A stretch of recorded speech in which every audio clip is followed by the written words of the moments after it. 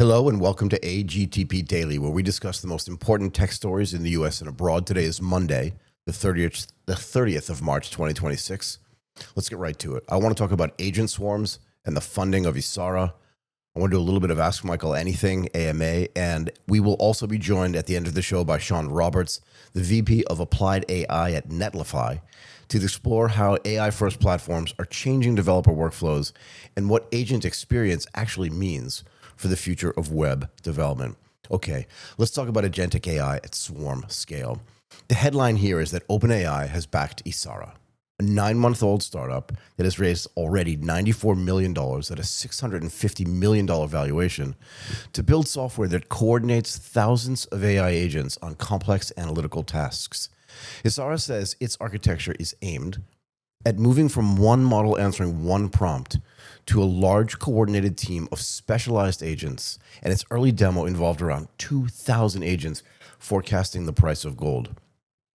The two founders, Eddie Zhang and Henry Gatstout, previously co-authored research on AI systems cooperating in policy and economic simulation, which helps explain why this company is being framed less as a conventional startup and more as a research-first bet on a possible next architecture in AI. So for me, the first important question here is this. Is this really a product story, or is it a capital market story about investors chasing the next AI narrative? It's a good question, I think. And the answer right now is it's more a capital market story than a product story, but that does not make it unimportant or trivial. According to the article, Isara has no product in the market yet, and that matters because a $650 million valuation for a company with no commercial product tells you investors are not buying current revenue, and that the way valuations are formed in the AI space is insane. Okay, but they're buying the possibility that multi-agent coordination becomes a foundational capability in artificial intelligence in the same way that coding agents suddenly became investable once the company showed real commercial traction. Anthropic, yeah? The comparison in the article to Cognition is revealing. Cognition's Devin reportedly reached meaningful recurring revenue before being valued at over $10 billion, which gives investors a template for how quickly a new AI interaction model can become a major business if it works. Well, just think about that, right? They've been out there for 9 months. They have a $650 million valuation. They've raised $94 million. This is not Cognition, right? This is Isara. And then don't even have a product in the market yet. But the point here is that things are moving so fast in the AI space, particularly in I have code that can do a thing that nobody else can do space. I'm not saying that this valuation makes sense, but to a certain extent, I'm not saying that it doesn't make sense either. Okay? And that's interesting. Like I said, I've seen many, many tech cycles, and I've never seen anything like this. I was there during the original .com bubble. It didn't feel like this so much, actually. It felt way weirder. It felt like that thing's never going to work, or the throughput's not there, or the compute's not there to be able to handle this. And for pets.com, like the logistics doesn't exist to make sure this is going to work, and you can put $1 billion into it, but you're going to lose that $1 billion because even though the idea is good, there's no way to execute it. And to be fair, in the AI space, I don't feel like that's true.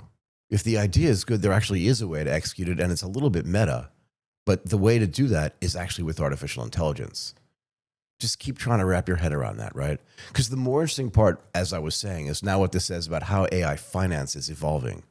We are now in a phase where investors are willing to fund not just applications, not just foundational models, but a hypothesis about what an architecture may look like, okay? In other words, they're placing bets on the proposition that today's dominant pattern of one large model plus tools may not be the final form. And they're asking whether certain classes of problems, especially in the context of like open-ended analysis, forecasting, research, and planning, may be better handled by structured societies of models rather than a single generalist model. And this is a serious intellectual thesis, not just hype, but think about it. Think about the way we've organized human teams. I don't think it's going to be much different between the way we organize human teams and the way we organize agentic artificial intelligence teams. There just may be way more of the AI and the agents because they're easier to spin up, they're easier to spin down. There are no labor laws. I'm not saying it's good to fire people, but I'm just trying to understand the complexities here. And if I need more of them, I just program more of them. They did a demo with 2,000 agents. I mean, I worked at companies that had 40,000 people in them. And at some level, we were all coordinated. I don't think this is insane, but no one's actually done this yet. And the ability to do it now, I think is just in my mind, it feels like the next step, the next iteration of where this is going to go. But we say this all the time. Go back and look at the search engine market back in the early 2000s. There was no guarantee that Google was going to win. I mean, go and ask Jeeves something, for those of you that understand the reference. And again, I'm not suggesting that OpenAI is Ask Jeeves, but they have made a gigantic bet on one monolithic model, while some of these other companies are now figuring out there are gaps in the market where I can fill it with a better large language model, a more specific one, or even a bunch of, as they said here, satellite little models that all work together. Try to think about the way the real world works, and then try to think about the way the virtual world is going to work when it comes to agentic AI. Okay, my own view here, as I was saying, is that this makes the valuation understandable.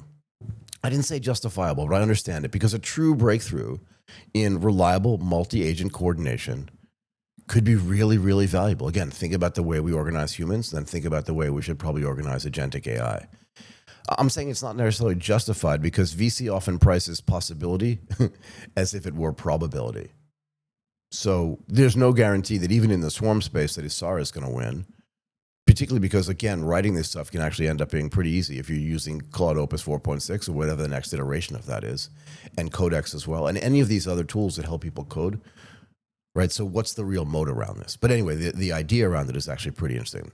And the gap between interesting demo and mission-critical system is usually where a lot of money disappears. It's like, oh my God, that demo was so amazing, but can you actually build it? And if you do build it, can you actually execute it? And in this case, that gap is pretty large because the system's core claim is not that one agent got better. It's that thousands of interacting agents can remain coherent, useful, and trustworthy under pressure. And this is an entirely different engineering challenge, which leads me to my second question about this.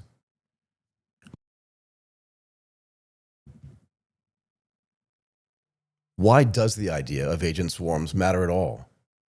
Why is it more important than just a bigger version of today's chatbot, right? Why? And I think this is really a claim about organizational intelligence. Most current AI products still resemble very talented solo contributors, solo programmers, solopreneurs. I slipped that in. You ask, though, and they answer. In a way, it feels kind of quaint when I think about it now. Even when they use tools, the structure is still basically linear. I ask an agent to do something, I give it the tools associated with doing it, and it just goes through and it does those things. And what Isara is describing is closer to a division of labor. Specialist agents splitting a problem into components, exchanging immediate results, checking each other, aligning on goals, and producing a joint answer. Again, doesn't this sound familiar? For anybody who's ever worked at a company, big, small, or medium-sized, that's the way companies are run with humans. Why would we suggest that at the core, it would be different simply because software is doing it rather than human hardware is doing it? And this is, as I said, a much closer analog to how institutions, research teams, or investment committees actually work in the real physical world. And I just think that that metaphor is going to continue to work. It makes sense to me, right? But again, you have to build this one monolithic model first and make sure that that works on its own at scale, that it's correct, right? That it does the things you ask it to do, that it doesn't get wonky, it doesn't freak out, and that it behaves in a way that is actually controllable and governable as well. And then you have to do that thousands of times.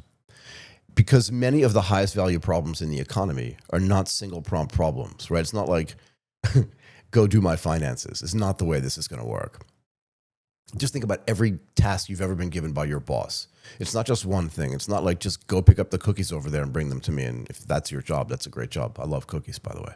But most of these tasks are messy, multi-step, in a way, almost adversarial. Do this, don't do that kind of thing. Uncertain, right? Unpredictable in some cases, and constantly changing.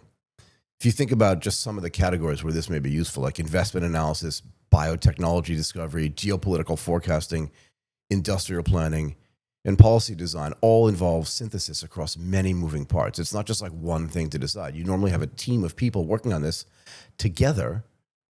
It just kind of makes logical sense to split the agents into teams. Right. So, and the founders' early research on AI-based policymaking is relevant here because it points to the intellectual ambition behind Isara. Not simply making an individual chatbot more useful, but using multiple AI systems to model social, economic, and strategic environments. I mean, it makes complete sense to me. There's also an important technical argument in favor of multi-agent systems. Some academic work suggests that having multiple agents cross-examine, debate, or filter one another can improve reasoning quality and reduce hallucinations, at least in controlled settings. One recent paper on multi-agent collaborative filtering argues that cross-examination among agents can help verify reasoning steps and filter higher quality responses. So the basic test is not absurd. There's genuine research logic behind it. But I think this actually matters a lot. I've done a couple of episodes over the last few weeks where I've talked about if you give one chatbot a task to do, and in its head, it feels like, I don't necessarily need to finish this task. I just need to be active and do something. Because there's no place or no person or no other entity with which that agentic AI in this example that I'm giving can actually cross-examine or make sure that they're doing the right thing. And sometimes they do end up banging their heads against the wall and using way too many tokens and not accomplishing anything. Nobody wins there, right? But if you split it up, if that dude had somebody to talk to, maybe they wouldn't waste all those tokens. And I think that's just a simplification of what the research of these two founders of Isara are actually talking about. If you create a team of people that can actually bounce ideas off each other, starting to sound familiar, you've done this before, right? This is a very strategic thing that's taking place here. In enterprise artificial intelligence, the real prize is not just like generating better text. We've talked about it. It's handling complex delegated work. Once AI stops being just an assistant and starts behaving more like a structured workforce, the economic surface area expands dramatically. You just get so much more stuff done. At that point, the question is no longer, can the model answer? It becomes, can the system coordinate? Right? And if coordination becomes the bottleneck, then the companies building that layer could become very important. And here's the third question, and maybe the most important one. What could go wrong? Right, because now you're dealing with scaling the behavior of multiple agents, in some cases, particularly in the demo, thousands of agents at a time. We've already seen not bad things, but we've already seen like things go a little bit awry with some of this agentic AI. It's not perfect yet, and I'm not presuming that what Isara has built is perfect. But again, the software development cycles are just so compressed right now that, we used to say like in a year and a half, maybe they'll have this down to a science. Maybe it's 3 months. Right? So what could go wrong here? Well, the core challenge may be less intelligence than control, right? The next web article gets this right when it points to cascading errors, conflicting objectives, and compounding hallucinations, which all could be possible, right? With one agent, a mistake's a mistake. But with a swarm of agents, a mistake can become just sort of a system dynamic. But again, it's like having bad employees collude with each other and try to do something wrong. At some point, you're going to find out. Now, this is going to happen a lot faster. We have to think about, like, when you're building at the orchestration layer, how are you going to build those controls in, and how you just give the agents only access to the things that they need access to solve the problem, or to fix the thing that you want them to fix, or to do the research that you want them to do, or to understand the finances that you want them to understand. There's a way to build control in here, okay? But again, one wrong assumption can be propagated, reinforced, and amplified across many interacting places. Yeah, and unlike traditional software, where bugs made deterministic, like they're just there, they stay there, they don't iterate or change, and reproducible, multi-agent failures can be emergent and harder to debug, but also harder to roll back. You got to be careful about this too. And this is where the technical literature actually becomes like, let's think about this really hard before we roll this stuff out into production. Okay, research on hallucinations in multi-agent reasoning suggests that even when multiple agents improve performance, they don't necessarily solve reliability. Again, we're in the early days here. I understand, and I've thought about this, right, that we need to understand what the pitfalls are for any kind of new technology. It makes perfect sense to me. But the idea that we shouldn't push forward on this, I think, is anathema to the way innovation actually occurs, right? So we know this, that in some cases, more agents mean more opportunities for error. unless each step is explicitly checked, filtered, and grounded. But we can do that with software as well, right? We talked a lot about a guardian angel agent. We can have 100 of those too, checking the work of all the people that are doing this work. And at some point, if things go awry, we can get messages sent to actually human managers who can understand and disintermediate. Look, we went on an equity trading desk, okay, from trading one stock at a time, right? A sales trader would trade one stock at a time, to on the portfolio trading desk, building software and building algorithms, where in certain days I could trade like 10,000 or 20,000 stocks at the same time. I've done way more, traded way more in multiple countries across multiple exchanges, all with different rules, regulations, settlement dates, everything. And it took a while, but we built the software that could do that. And that was 15 or 20 years ago. We can do this, right? The science is basically telling us that coordination is not magic. It's not. It's in the details. It's in the governance. It's in the verification. And anybody that sat on an automated trading desk knows this. Okay, I would be cautious about like the finance case being the first major commercial target.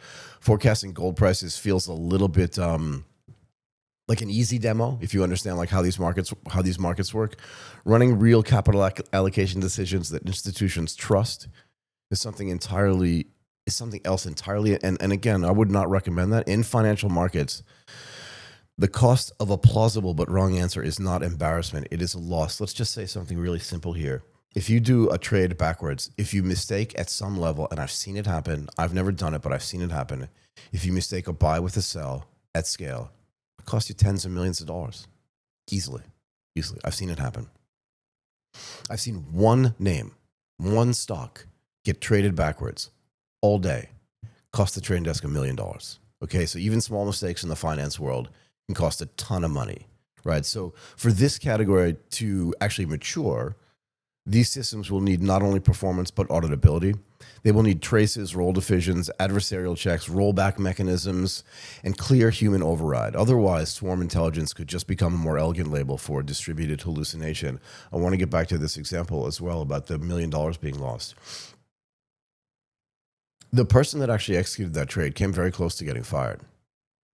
But there was a consensus on the trading desk that that was a trainable error. And that as a desk, as a team, there was a way to put procedures in place and actually build better software to make sure that was not possible. That person never made that error again, ever. That person actually got promoted and got paid way more money over time. They were great, actually. Okay, my independent view here is that the winners in this space may not be the companies with the largest swarms, but the ones with the best internal constitution and the best governance. And by that, I mean, who is allowed to do what, who checks whom, how disagreements are resolved inside that swarm, how evidence is weighted, and how failure is contained. Again, it's sounding a lot like the real world to me, a lot like the human world to me. And if that sounds less like model benchmarking and more like institutional design, I mean, that's exactly the point we've been making this entire segment. The challenge here is not only the AI performance. But again, if you're working with 2,000 agents, you're going to have to build performance in, right? Throughput and compute are always going to matter. But it is the governance architecture for sort of AI-first organizations. How are we going to manage this? How are we going to handle edge conditions? How are we going to make sure that if we do get something, like if you're sitting on a trading desk, you can have a bad idea. You can think, maybe this is what this news means on this individual stock. But you can literally turn to the guy or the gal sitting next to you and say, what do you think this move in the FX means for this stock? Is it going to go up or down? You think it's definitely going to run away, and it doesn't. But you have this like confirmed consensus because you've spoken to your other trading desk partners. We need to be able to get the agentic AI to be able to do that. And sometimes the best thing to do is nothing. We need to make sure that the agentic AI that gets built is not just concerned with its own activity, but is concerned with actually accomplishing something. Okay, so supported by the founder's policy simulation background, Isara may actually understand all this stuff. And by understanding it and solving it aren't the same thing. This brings me to my fourth and final question on this topic. Why is OpenAI investing in this instead of just building it internally? I mean, that answer is really, really easy. It's strategic optionality, right? And I mean, they've already been building 9 months. If multi-agent coordination turns out to be one of the key layers in advanced AI systems, OpenAI wants exposure to it, whether the breakthrough happens inside OpenAI or outside of it. This makes perfect sense to me. I wouldn't call this an acqui-hire, but the article does frame this as a familiar frontier lab pattern.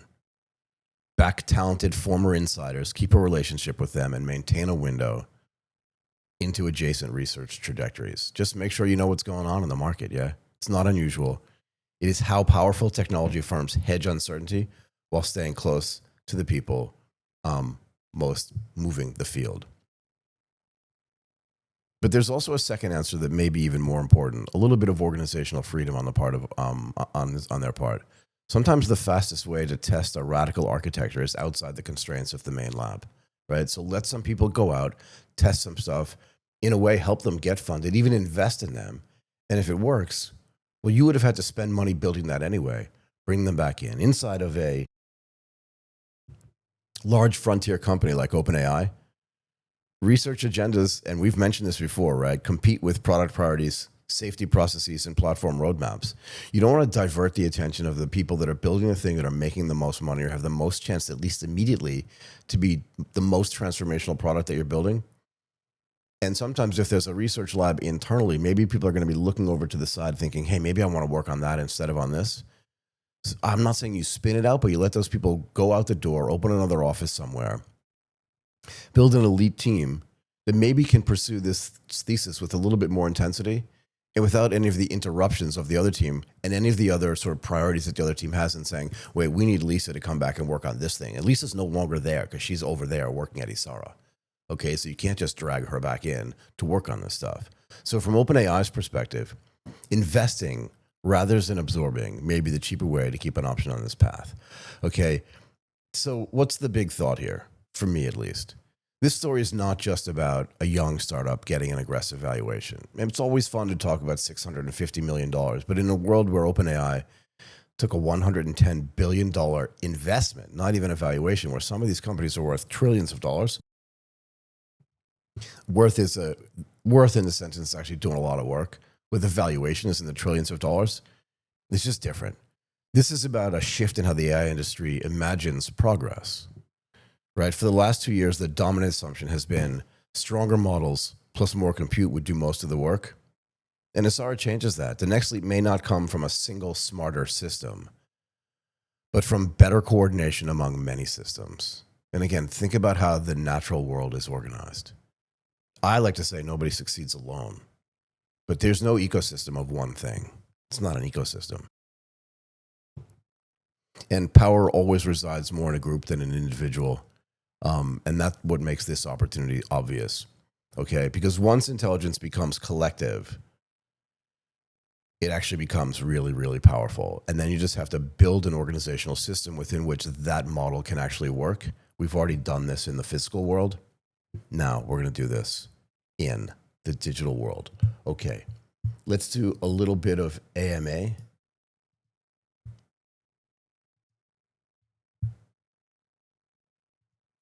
And I want to start with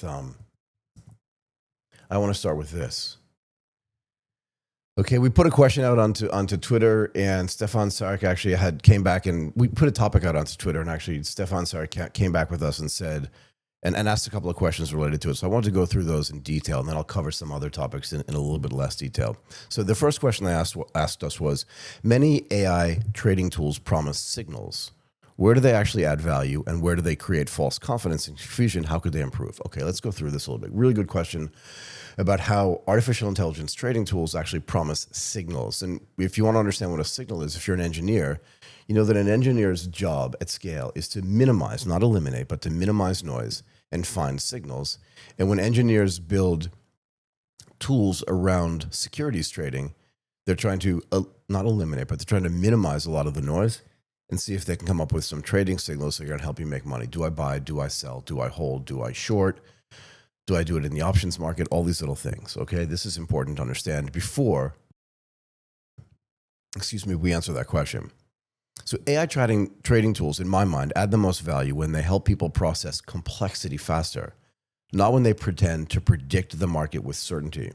Again, a signal is not something that says, you're definitely going to win if you do this trade. It just says that after analyzing all this data, after synthesizing the complexity into something more simplistic, I can make some recommendations. Where they tend to be genuinely useful like I said, is in narrowing this field of view. Markets generate way too much information for any one person to absorb in real time. I've traded in markets. I told you, I've had days where I've traded thousands of stocks. Having the ability to synthesize this information into smaller, understandable sort of nuggets just made my life 1,000 times easier. AI can be really, really good at scanning news, filings, price action, order flow, sentiment, or macro data, and turning that into something more structured. It can also surface anomalies, highlight like big political changes, rank possible setups, or force a trader or investor to look at things they might otherwise miss. Something may be going on a news site you haven't seen before, or some other thing that's happening. AI will allow you to do this at scale and do it in a way that, again, takes that complexity and simplifies it in a way that makes it easier to trade. And in that sense, the real value is often in prioritization, pattern recognition, and decision support. Now, the second part of that question is, where do they create false confidence? It's when the support gets mistaken for foresight. But I think this is more of a human problem than an AI problem. A signal can look precise, right, without being robust. It can look like it's 100% correct. Clean dashboards, probability scores, and confident language can make a weak inference feel like, oh, I have a trading edge here, I should definitely do this thing. But in some cases, it's not always the case. And this can become particularly dangerous when it's kind of a black box. If the users don't understand what the model's working, how recent it is, or what market conditions it was trained on, what the back testing was, well, where it tends to just fall down. I ran an entire business, was part of an entire business that did algorithmic trading and signal trading. Sometimes you looked at those signals and you're just like, I think it's making a mistake. Right. So in other words, the confusion usually starts when the tool presents uncertainty as clarity. But good question. Okay, another problem here is that many tools compress a complicated chain of reasoning into a single output: buy, sell, bullish, bearish, as I mentioned earlier. And that may be convenient, but it hides the assumptions underneath. Markets are adaptive, crowded. There are a whole bunch of stuff going on. And it is that the interface can encourage people to trust the conclusion without understanding the context, right? Okay, let's get to the second question. How do you think AI will affect fintech in the future, especially regarding strict laws and regulations?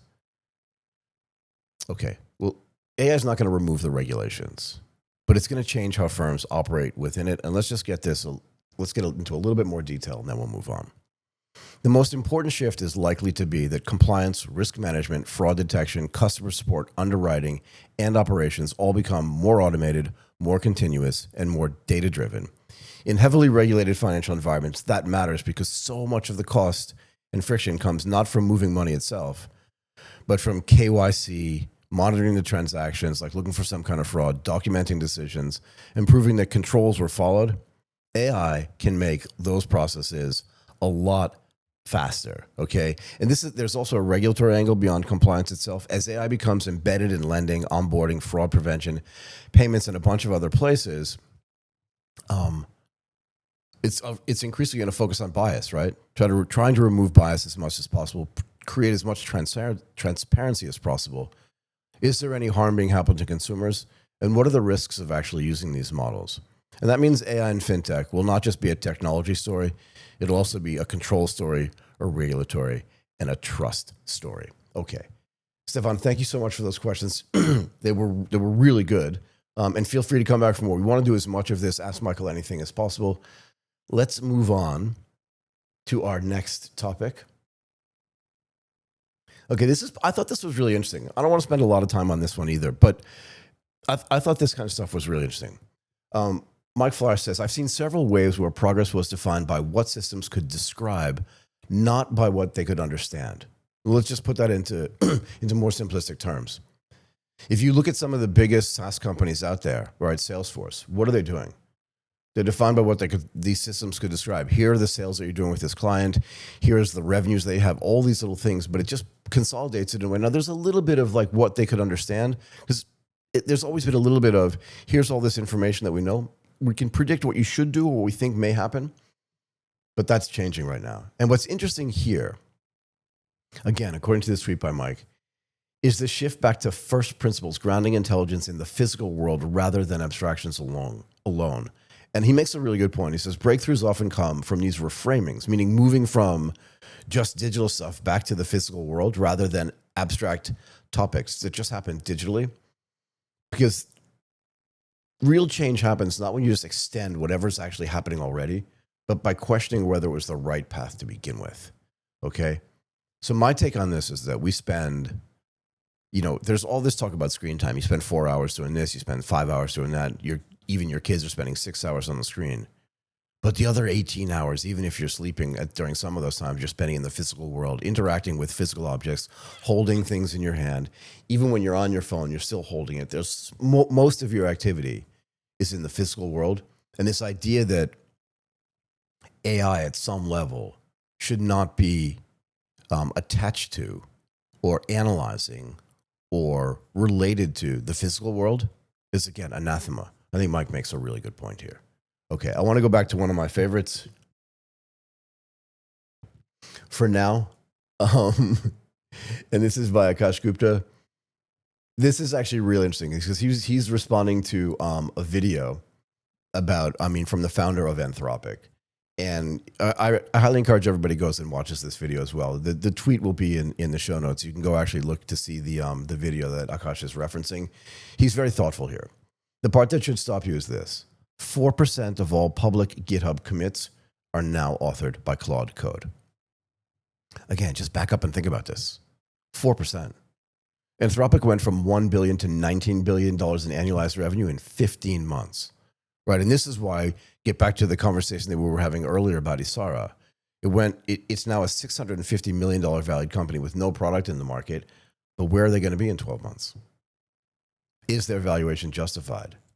And I'm not saying that they're going to build and grow in the same way that Anthropic did, but I'm not saying they're not either, right? But here's where it gets really interesting to me. The company's own engineers inside of Anthropic report using Claude for 60% of their work. 20% of Claude-assisted tasks are things that would never have been done at all without it. I kind of want to stop there. I'll put this up. You can see what this is about, okay? But the point is that internally, 60% of the work that their superpowered engineers are doing is being done by Claude. That's a lot. And 20% of those tasks are things that never would have been done at all. And again, this gets back to a segment we did a day or 2 days ago. I can't remember exactly, where the ability to write and create code, to write software is getting so inexpensive and getting so efficient that tasks that seemed before not worthwhile to attack with software are now way more available because of your ability to actually code much faster, to test that code faster, to understand whether the code you're actually building is actually solving that problem. And again, just imagine one superstar programmer having 5 agents working on the program with him. 60% of all that stuff gets written by Claude, and then the gaps get filled in by humans. Okay? This is just changing the paradigm of where all this stuff. I highly recommend people follow Akash if you're not already following him. Really interesting stuff here. Okay, what's next? Again, this gets back to some physical stuff. So Keller Clifton says, 2 years ago, I would have been shocked to think that Zipline, the company that he founded, needed to buy physical compute. Actually, this is super interesting stuff, right? But used compute deployed on-prem is so much cheaper today that it's a no-brainer decision that's saving us millions of dollars per year. So much for the cloud economy. Okay, again, sometimes you have to exaggerate to make a point. So much for the cloud economy, I think, is a little bit of an extreme statement. The cloud's not going away, but it's not the be-all and end-all. And I want to get this guy's name right. I think it's the founder of 38 Signals. David, please forgive me if I'm forgetting all this stuff off the top of my head. But David Hennemeyer Hansen went out and did an entire analysis for his entire company and said they were actually taking everything, if I remember correctly, off the cloud and doing everything on-prem. And he posted on LinkedIn a ton of times about like the exact mathematics of buying the servers, managing the chips, doing all this stuff, and actually hiring people to run it. And that over time, it was significantly cheaper, at least for his company and their configuration, than putting stuff on the cloud. So the fact that Keller Clifton is corroborating this and saying for Zipline, right, they also figured out the same thing. So for them, for what their company does and for their configuration, maybe they don't need to have their stuff on the cloud. But the fact that it's being corroborated, I think, over time is important and is something for cloud companies to look at. And again, imagine a situation where, let's say there was some software that the cloud companies were writing that did server allocation, that did load management and stuff like that.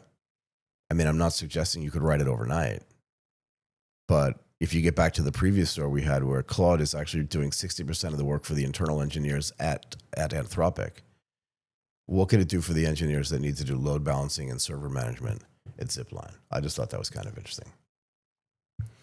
Okay. This is actually super interesting thought. Okay, Flaze667 actually left a question for us on the AGTP Daily site, and I wanted to cover this just because I thought it was super interesting and it made me think. Let's run through this. LLMs like GPT or Claude learn from text that's language. Okay, that's not 100% true, but let's just leave that there. LeCun's world models learn from sensors and physical reality, and that's physics. The question is, which approach leads to real intelligence? So one of the things we said in an earlier segment was, how does the digital world or how does the non-physical world model the physical world? Well, I mean, this question in a way is interesting because it actually puts a fine point on something. The answer to this is both. And it's actually more. But you're gonna have to understand like mathematics. You're gonna have to understand physics. You're gonna have to understand how to do testing, and you can simulate that in the virtual world. But it's not just like, here's all the information that we have. Here's the text language that we have that understands these topics and concepts, and here's the output that's going to happen when you ask that language, when you ask the LLM a question. Here's the model output. Because then there's a physical world where you're actually going to do some of the experiments yourself. And again, I'm simplifying it to make the point, but the idea here is that neither one of these is the best approach, but some combination, some balance of them is the best approach. And to be fair, it gets back to what Keller Clifton was talking about. For Zipline, they wanted to move all their stuff on-prem. Some companies are going to do a hybrid. I had a conversation with the CTO of Agoda last year. And one of the things he mentioned was there are certain things that they want to do at Agoda that are completely on-prem for management reasons or for other reasons that he stipulated. Go watch that episode on the Asia Tech podcast. Idan Salzberg, you can search for it by his name, the CTO of Agoda, based in Bangkok, by the way. But on the other hand, sometimes hybrid works the best. This is exactly what he was talking about. Some of that stuff needs to be in the cloud. And in the same way, sometimes the physical world is the best place to answer the question. Sometimes the digital world is the best place to answer it. And in some cases, it's a combination of both. Okay, one more thing. And this was actually one of my favorites from all the questions that we got over the last couple of days. DevYSRR says, my biggest question about AI, is it really a bubble or not? Yeah, it definitely is. 100% definitely a bubble. And what does it mean? It means that a lot of the companies that you're hearing about today, even some of the foundational ones, pun intended, could potentially explode and disappear. A pinprick could make them be just like a bubble and disappear. Again, go back and look at the search bubble that we had in the early 2000s. There was no guarantee that Google was going to be the one that succeeded. Yahoo could have succeeded. Yahoo's still around, but not as a search engine, right? But they were building their own search stuff. But go back and look at the search. If I wanted to, I could probably get at least 6 or 7 companies off the top of my head, but there were probably 15 of them that were building search engines. Nobody knew what the business model was around them, right? And until Google actually bought DoubleClick and then figured out, oh my God, if people are searching stuff, we can serve ads around it. Yeah. You know what happened to the rest of those companies? They went away. They went away. At the beginning of any sort of technological transformational change or paradigm change, you're going to have a lot of people kind of racing for the same goal. Not all of them are going to come in first. Some of them might come in second. But the third, fourth, and fifth place ones, we've talked a lot about duopoly here, they're just going to go away. They may get purchased, they may get merged into some of the ones that do the winning, but at some point, they're going to go away. There's AI in the stage where it's a bubble. I mean, we already talked about Isara today. I'm not saying that that's part of the bubble, but I'm saying that a company that has 9 months of development, no product in the market, raised $94 million and is valued at $650 million. Sure, their association with OpenAI gives them a little bit of extra intrinsic value for sure, but it doesn't mean they're going to be the winners. Somebody else may be working on this in stealth, which again, I think is kind of lame if you're working in stealth. If you have a great idea, let the market know about it. I will continue to talk about that as well. But there may be 10 companies working on this. There may be 40 companies in China working on it. There may be one in Singapore we don't know about, right? So it's no guarantee that even with the support, even with the valuation of OpenAI, Isara may or may not succeed. But just to answer Dev YSRR's question, my biggest question about is AI a bubble or not? It definitely is, but it doesn't mean it's not real. There was a massive bubble in 1999 and 2000 in the internet space. People were really afraid that Amazon was going to go bankrupt. Among other companies, it actually did go bankrupt. My favorite, the sort of poster face for going bankrupt was pets.com. But that bubble turned into what the internet has been for the last 20 years. Okay, we'll be right back with a guest, Sean Roberts, the VP of Applied AI at Netlify. Okay, Sean, thank you so much for joining us today. We wanted to bring you on to talk about how AI first platforms are changing developer workflows and what agent experience means for the future of web development. But before we jump into that, can you tell us just a little bit about Netlify for our listeners and our viewers? Yeah, Netlify, has historically been a web hosting platform where we help people go from development to build to runtime, and we help manage all of it. It's been a composable platform, so we don't choose everything that you have to use. You can bring whatever you're interested in, and we just make sure the developer experience and the user experience is top notch. So you just go from idea to production as fast as possible. Super duper. But we've been doing that for about 10 years. So yeah. Awesome. So, I mean, so much stuff is going on in the artificial intelligence space. I noticed actually that your title was, I want to get this right, VP of Applied AI. And it just Yeah. occurred to me, like, is that a new role? Do you know what I mean?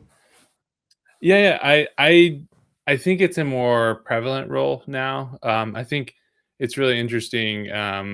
I think the distinction matters a lot, right? Like I'm not in the science of the machine learning side of the space. Yep. That is all the math and all the intense stuff.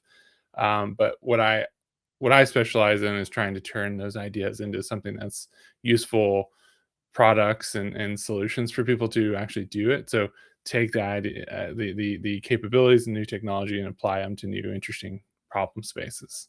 But now with general purpose AI systems, it's like it's a much more prevalent type of specialization. Yeah, I mean, at some level, you almost have to have that role, right? Because people want to talk to somebody who's in charge of that thing, because that's the elephant in the room today, at Yeah. least, and it's probably going to be the elephant in the room for at least the foreseeable future. Okay, I was just curious. Anyway, Yeah, absolutely. I do get pulled into a lot of meetings for that one reason. like they're looking around the room, like, who's the guy? That's the guy with the Yeah, he has AI in his right, title. You come over here, kind of thing. precisely. I love the way that works. Okay, so where are we going with this? Where is AI native web development headed? And I want to talk about agents as well. Like, how will agent first platforms reshape how developers build stuff? Right, and I mean, we're all trying to look into the crystal ball and figure this out, but I think there's a healthy amount of speculation and trying new things that the industry is doing, as well as, we're actually kind of paving some trails behind us, and that paving is driving direction as well. And what I mean by that is, you know, there are certain kind of conventions and cues that even things like ChatGPT, which historically are not developer tools, Yeah, but they're driving convention like chat based, natural language based, and having to adapt to that is not a question of should we do it. It's like how are we going to do it?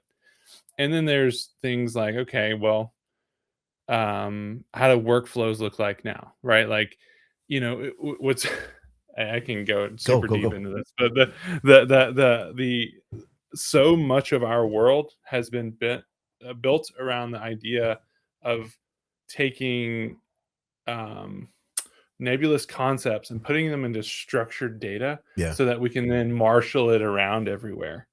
And now you have this ability to take unstructured data and turn it into structured data, and therefore you can do a lot with it.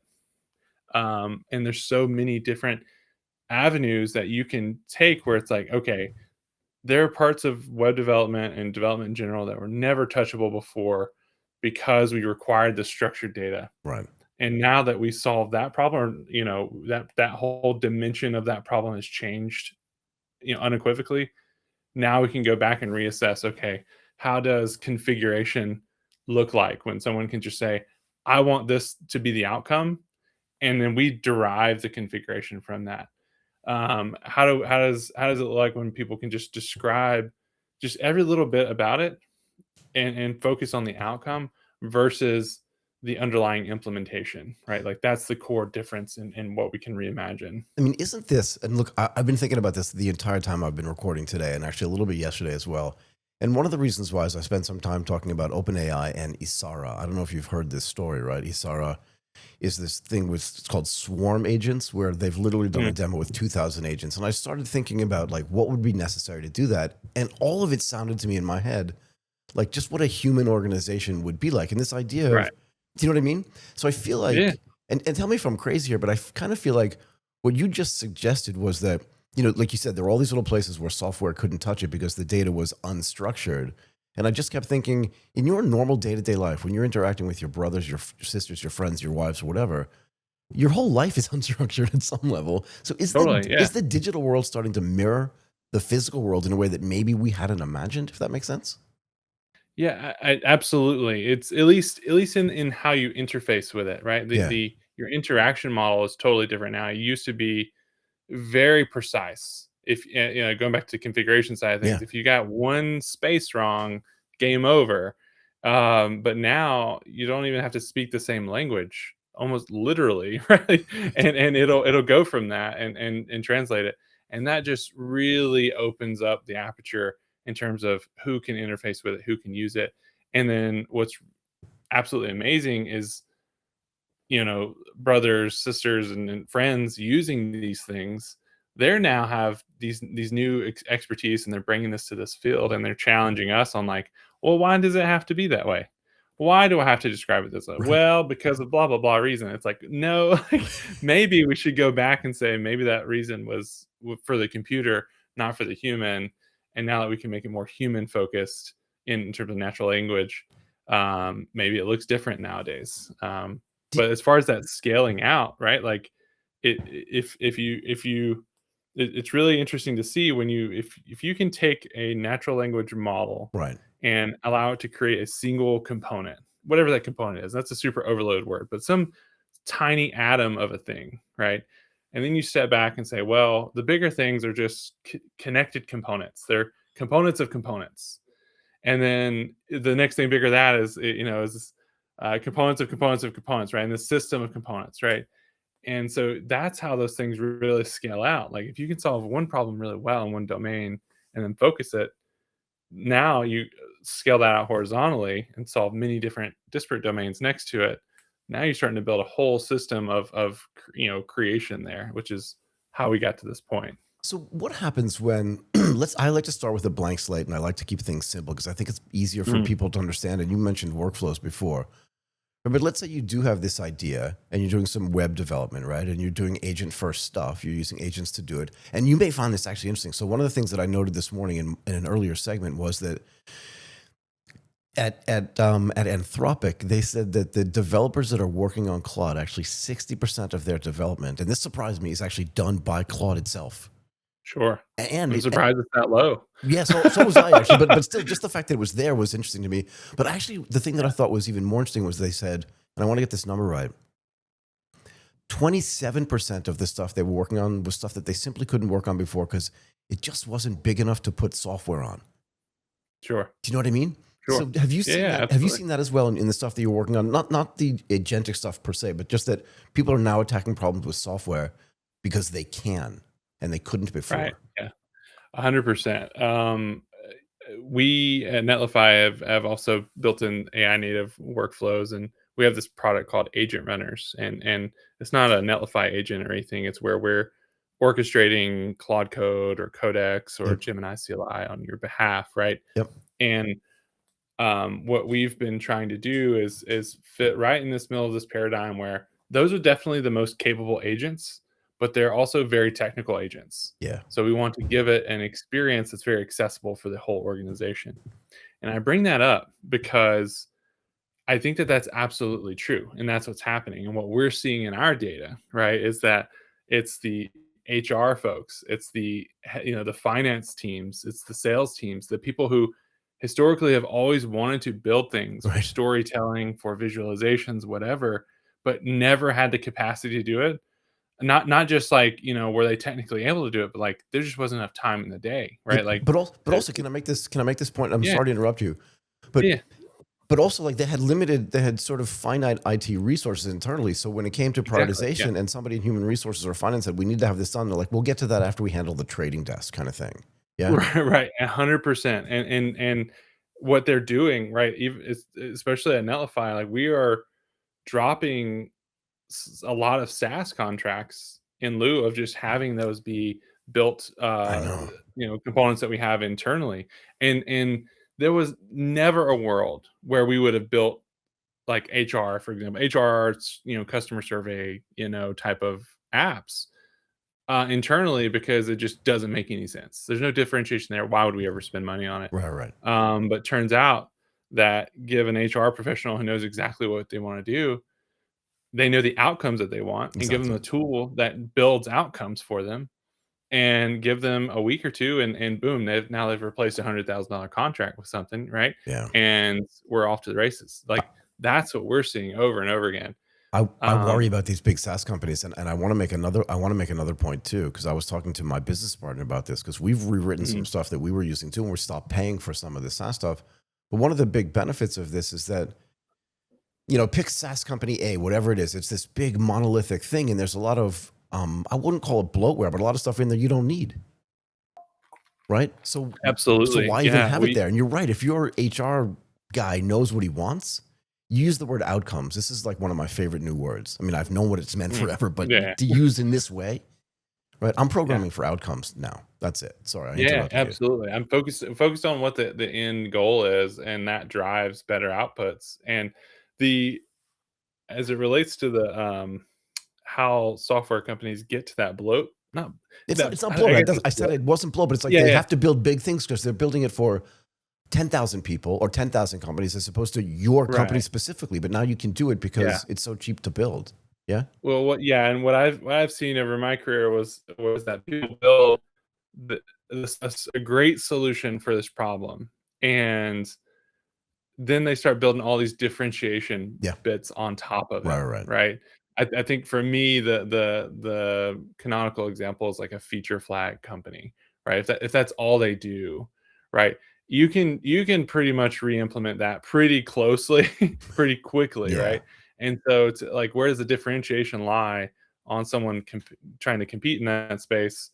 Well, as soon as they build that 80% solution, now they've covered the bulk of it, and now you have to have everything else, and Yeah. that's where I feel like as soon as people want to start having competitive differentiation, they just start throwing, darts at the wall and seeing what's actually valuable.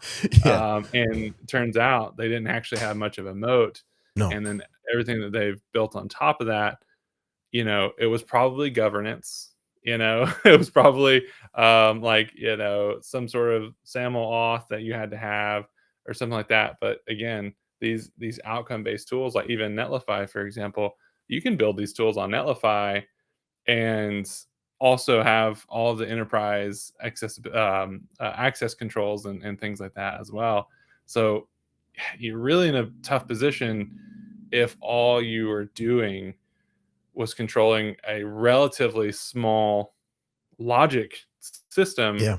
at a large scale, right? If your scale was the only thing that was a differentiation, it's it doesn't that never actually mattered to an end customer. Right. The outcome did. Yeah, but some of these biggest, and again, this is a little bit off topic, right? But some of the biggest software companies out there, all based in California, Silicon Valley, some of them actually in Australia, but they've all been sort of SaaS companies, right? And I think people are starting to realize, even if it's something like Zero, I don't know if you've heard of Zero, a big accounting software company, Mhm. it's like half or more of the functionality that sits in there, I don't need. Yeah, right, exactly. So I just wonder, like, I feel bad for these guys. What's going to happen? Do you want to talk to me at all about agent experience and what this means Yeah, for the future of developer productivity and automation?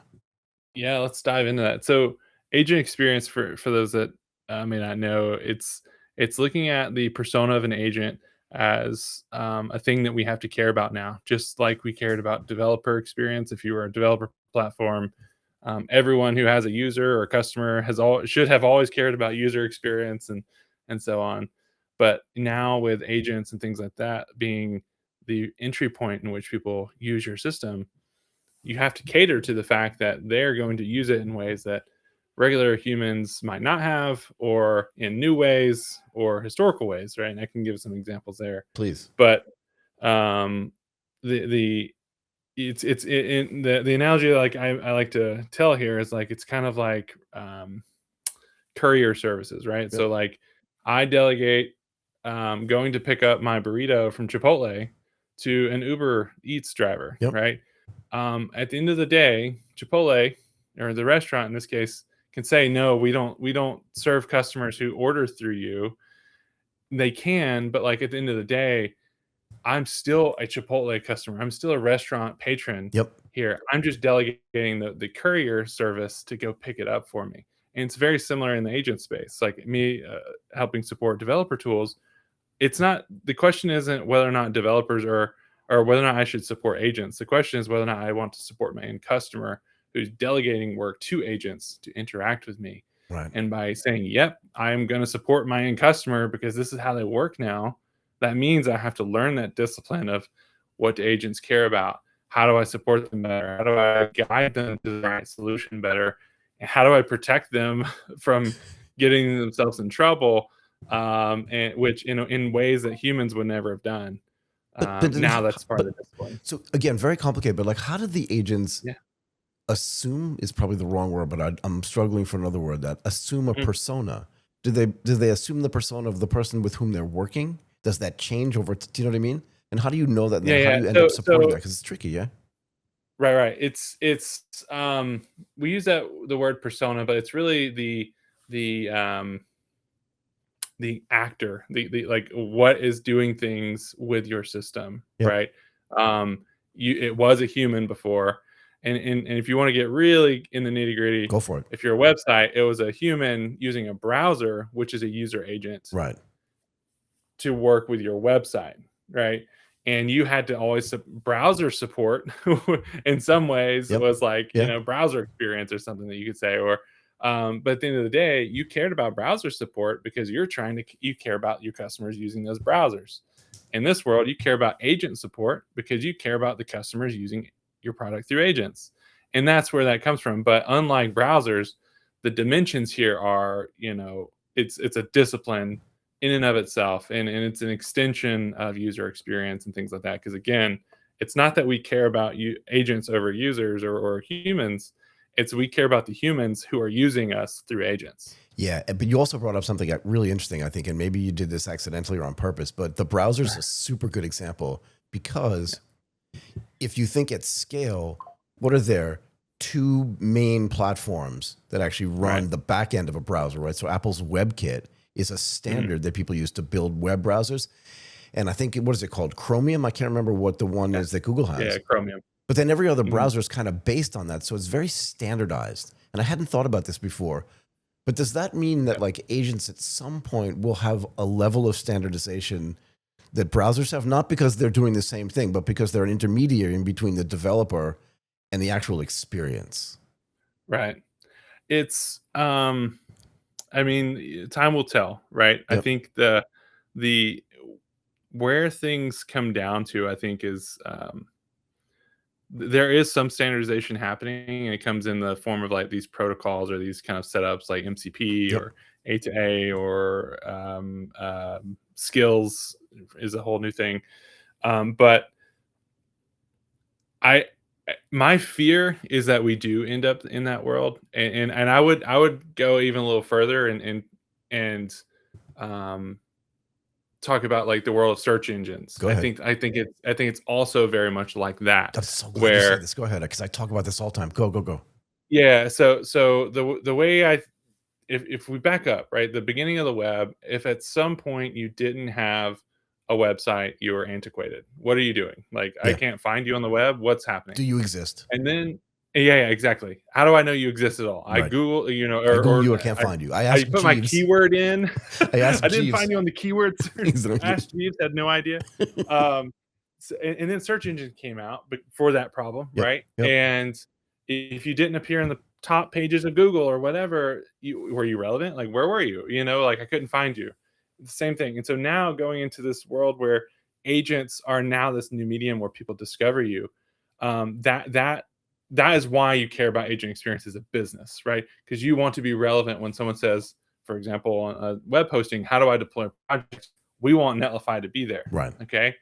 And they do have preferences based off of a lot of different factors. But as it relates to um, this kind of walled gardens and things that can happen, that's my fear is that a handful of these become the predominant ones, and what they say goes, and everyone has to live by some unknown algorithm that they have, just like search engines, where it turns out it's just Google that only really matters. And at the end of the world, we don't want just OpenAI or Anthropic to be who's going to be successful or who's not, right? Like, Right. how can we prepare for that world? And um, one thing that is a little bit different from the search engine world and where we are Mm-hmm.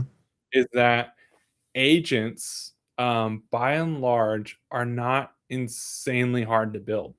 You can build a ChatGPT knockoff or a Claude knockoff, because ultimately it's just how these these harnesses, how you create the agent using the same underlying models or similar models, you can get very good experiences. And but compared to search engines where um, you had to just build this massive infrastructure to do these things, um, that investment time and that payoff, that's not the same world. At least, at the moment, everyone exposes their models for people to use largely, and they can create very similar experiences. Google did not allow people to use their search index to create search engines, but I mean, they're building agent harnesses for people to build on top of, and so on. So at the end of the day, I think as long as as long as the foundation companies are getting tokens through the system, they're happy with you going through them or any other custom agent. So But my I'm. hope is that we build out a bunch of them and not just a handful of them. I don't want to ruin your hope. I don't want to ruin your hope because I want to exist in that world as well. And I want to use the search engine. You're right. It's much harder if you don't have access to the indexing on the search engine side. Then you can't build a search engine because it's really just a view onto a database, right? Onto a data set Right, right, right. and some algorithms that run to try to decide where inside that data set you want to pick the best or most relevant information. Precisely. So fair enough. But back in like 2000 or in 2001 and 2002, I was thinking about this morning as well. There were 15 search engines and all of them Totally. did things differently. And, I used Ask Jeeves because I was thinking about that this morning too. But I mean, Yahoo had a search engine. I can't Yeah. remember the names of the other ones because they've just been gone for so long. But my worry is similar to yours. And it may not even be Anthropic or OpenAI, right? Because Google was the Sure. last search engine that was invented, not the first one, Right, right. right? And to be fair, the way they funded themselves was very different than the way the other guys and gals did. There's a part of me that looks at OpenAI and thinks, monolithic train wreck just about to happen, and that there's some other Mhm. company out there, maybe in Asia somewhere, that's operating at a much lower cost basis and that's redesigning stuff in a way that's much more efficient and nimble than what Yeah. OpenAI is doing. I mean, they just raised $110 billion. I know a company in Asia that just raised like 10 million bucks, and for them, they said that's enough. They don't need capex that large. So, Yeah. but I do think, look at the operating systems as well, right? There's Windows and there's Mac. It's a duopoly, and we kind of always end up here. And I'm kind of concerned, Yeah. as you are, that in the agentic side we're going to end up there as well. What do you think about that? Yeah. I think as far as the 100 billion versus 10 million or whatever, like, I think one challenge with that is that they operate at universal plane different scale. You know what I mean? Like they don't, if they released one feature, that's going to cost them many millions of dollars day one. Like, as far as throughput and things like that. So that comes down to it as well. I don't think it's very obvious to people what hundreds of or billions of people using an app will do in terms of throughput and We'll costs, get there. Go and ahead. how that scales. Yeah, yeah. So I think I'd love to put those numbers in perspective. So it's like, okay, Go we ahead. only need $10 million to do what, right? To build a model, cool, but like you still have to run it, and still have to make value from it first, So you know? I asked this guy the same Um, question. I'm like, okay, you raised 10 million bucks. You can build a model. That's great. It can be the best model in the world. But like SoftBank is because SoftBank invested in OpenAI along with NVIDIA and Amazon. SoftBank is also investing $30 billion in power generation over the next like 5 years totally. because they need to plug this thing into something. Totally. Yeah. Yeah, and distribution kills good products, right? Like it doesn't matter. It could be the best model ever, right? Like Yeah. if it doesn't reach the users, they don't like we're in such a bubble in this whole world. We're like, look, I had 150,000 people view this, release of this new model I did. I like we're really gonna do this. It's like no, like the consumer and businesses there's it's such a different factor of scale. It's Yeah. you really it's that's what you're competing with when you're competing against OpenAI. It's not. I mean, their models are one thing, but it's their scale. Yeah. Just like if you built a better search engine today, awesome. Are you going to Impossible. take down Google now? Never. It's impossible. Like, They have what are too you much doing? data. They've indexed too much Yeah, stuff. But here's my favorite example, and this probably predates you. Um, it's the Betamax versus VHS argument. Betamax was way yeah, better technology, but Sony just couldn't get the distribution that Panasonic was getting with VHS, and Betamax died. totally. Yeah, And it happens every day, right? Every agreed day. completely. And so, but I think the application layer, what I if I like pulling a thought out of the crystal ball, like I do feel like we might be heading towards a direction, for better or worse, where AI in inference is closer to utility than it is application layer, in terms of right now we're all consumer buying subscriptions directly from OpenAI. Like Yep. if to really go the AGI direction, fundamental our world, it looks different. It's almost like electricity, right? Yeah, And there's obviously direct parallels to the cost in terms of for sure. electricity. That it's more utility class than it is private sector, class. And that in that world, it'll be really interesting, like to see how this all develops, right? It's cool that's in our lifetime. But I really do believe that, assuming that you have programmatically intelligent-ish, quote unquote, systems that you can do things with, right? I could build a small component, and therefore I can build components of components, and so on. You can scale that, right? And they're better and better. So imagine 5 years, 10 years from now, whatever. Um, it's the application layer that's going to be just massively interesting in, Yeah, in that space. yeah, Like how do you actually, again, apply this? The applied AI part, it's going to be incredible, when now you can reimagine whole new sectors of problems, in terms of what, like before, I could never solve this problem because I couldn't get 200 of the best engineers I knew to work on it. Right. Okay, but now I can put 2,000 engineers at this task, and what am I going to get? That is, our world looks fundamentally different in that It does. space. But it's all application layer Mm. at that point, not model layer. Yeah, exactly. So the models actually become the utility, and the applications actually become the differentiation. I think that that's actually where all the money's going to get made. I don't Totally. disagree with you there at all, actually, and I think that fundamentally that's almost always been the case.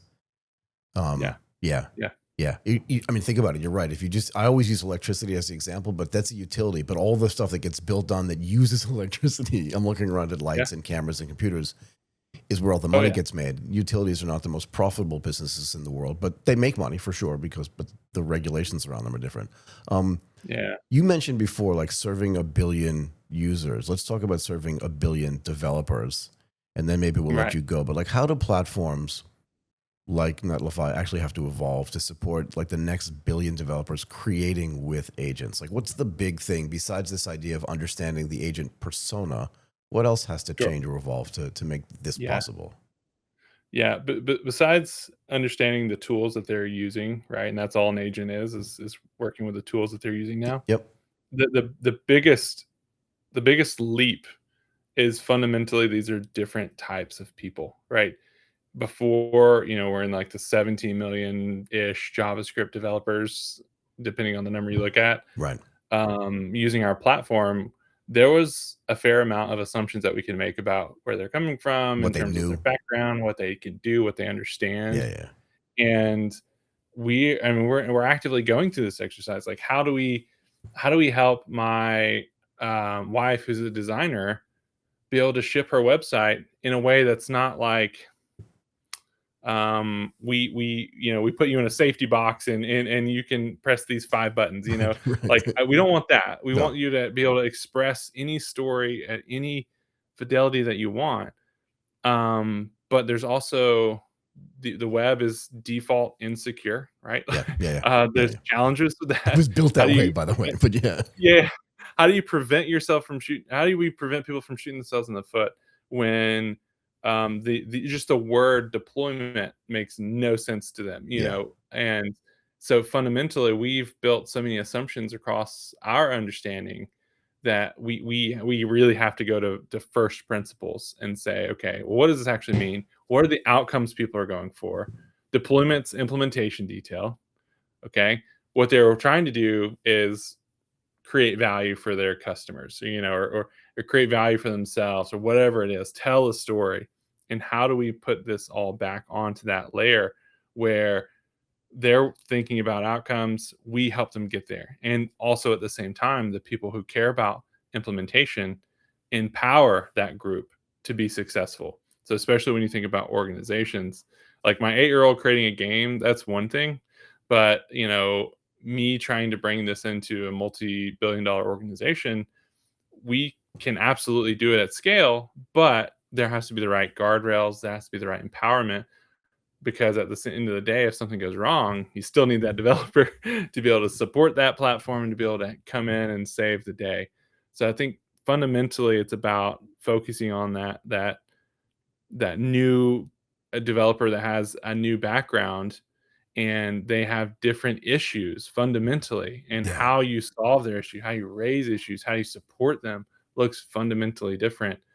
And so that's the core of it, and then everything else is downstream. yeah. One of the reasons why I love, like, fundamentally love doing this job that I do is because I get to talk to people like you who make me think about things in a different way, like in a second order or a third order way. I was reading something that Aaron Levie wrote. So he's the CEO and the founder of Box, right? And one Mhm. of the things he was saying was, like, this idea that, like, everything is now going to get attacked by software because now it's possible to do. We mentioned this earlier in our conversation. But what it also means is that we're going to, companies like yours, I believe, because what you've just described is something so complex. But again, using your wife as a proxy for everybody who's not a developer per se, yeah, means that there does need to be a developer or a group of developers, and some of them are going to be agents, some of them are going to be human. We can talk about one more thing in a second, actually, because you just reminded me of Mhm. something. But they're going to actually have to be able to build software in a way that feels human to humans that aren't Yeah. developers themselves. And that means that you're going to need way more developers at some level. And I think this was the point that Aaron was making in one of the posts he had on Twitter a couple of days ago, that, like, this idea that all developers are going to go away is wrong. We're probably going to need more of them and not fewer of them. What do you think about that? I fundamentally believe it. I mean, the I've never seen a backlog go to 0. And all we've done is hired more developers effectively to go after that problem. Yeah, But all that means is now we have more time to come up with better ideas and to differentiate on different areas. And at the same time, as you scale out the number of things that you do, at the end of the day, someone still has to manage that. So exactly. when things go wrong, you still need someone to be able to come in. You still need a plumber for your toilet, right? Everyone's got toilets. That problem didn't go away because plumbing in-house plumbing, was made, right? Yeah, yeah. The same with this. Just because everyone can make something doesn't mean that it's going to be viable. I will also say that there's the whole how you quantify what developers work on Yeah, also changes, yeah. right? The HR app, we're uh, we're consultants at best, right, Right. to help support them, right? But our what we're really trying to do though is make sure that anything that they want to do, they have the platform to do it, and we as engineers feel good about the fact that the guardrails that we've put them on, right? And it's not, hey, you can't touch anything but this one page. It's like, hey, you have infrastructure that automatically scans for secrets if you inadvertently inject them. It handles scaling. It handles access controls automatically. Those types of things that just people, it's not the outcome.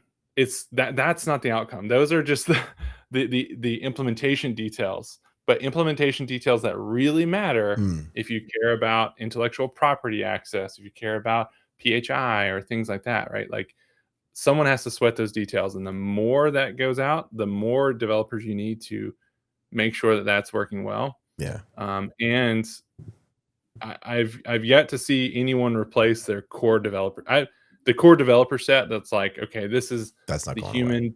This is the differentiation for our company. Yeah, We need low level understanding of this. right. Even if we asked an agent to build all of it, right? There's probably a reason why only 60% of Claude gets built with Claude, right? It's because at the end of the day, someone needs to be able to answer, why does this Right. Why work did we this do way? this way? Who's responsible for this? Has to Right. be answered. Yeah. Yeah, who's responsible for this? Who's watching the Watchmen here, and going from there. Yeah. Okay. I'm going to leave our listeners and our viewers with the last thing that you said, and I loved it. I've never seen a backlog go to 0. It's just the greatest thing I've ever heard. Okay, man. Never. Okay. Sean, thank you so much for doing this today. I really appreciate your time. Yeah, thank you so much. It's been great. Okay, that's it for AGTP Daily. Thank you again for joining us today. Give us a thumbs up on the video, subscribe to the channel on YouTube, and follow us on all of our socials, X, Instagram, LinkedIn. Let us know in those comments, if there's anything you'd like us to discuss on our upcoming shows. Ask us any question you want. My name is Michael Waits. Bye for now.